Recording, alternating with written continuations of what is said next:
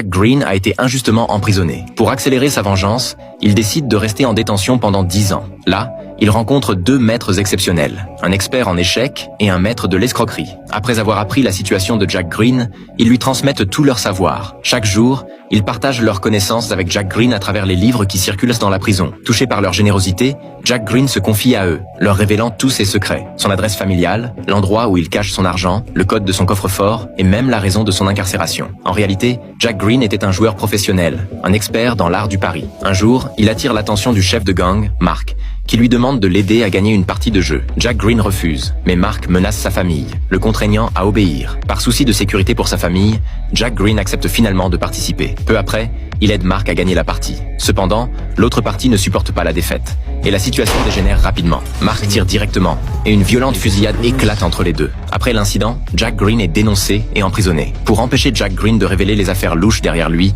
Mark menace la nièce de Jack Green. La belle-sœur de Jack Green est tuée en essayant de protéger sa fille.